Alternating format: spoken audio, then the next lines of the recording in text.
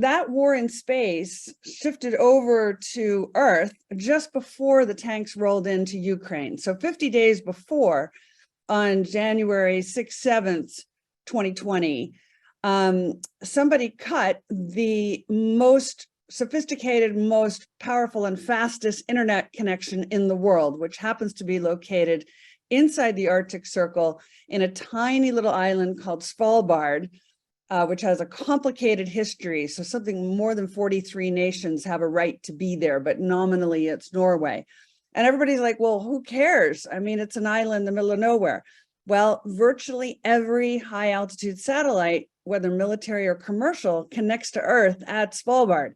So you cut that cable and no more satellite guidance for your military systems, for missile guidance, which is a very, very big deal. And maybe because people don't really get why that's important. When I say this, they go, oh, what? No more Uber Eats, right? Because basically this is about taking out the GPS for the entire planet. So it was a very big deal when it happened. And the chief of the defense forces in Britain came out right away and said, this should be considered an act of war. But because then the superpowers quickly realized that we would be nose to nose in a superpower conflict directly between the United States, or at least NATO and Russia, everybody went, let's not go there. Let's just drop it as if it didn't happen. The public doesn't understand anyway that their internet comes from space. They think it's like electricity that comes out of a plug in the wall. So they'll never really get this, and this will all just slide by.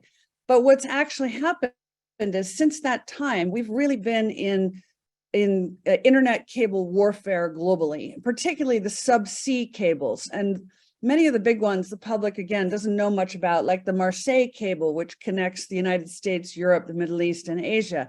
That was cut. We've just seen the one between the Shetland Islands and the Faroe Islands cut. And everybody goes, well, who cares? Scottish and Danish islands, middle of the North Sea, like what's there? A bunch of sheep, who cares?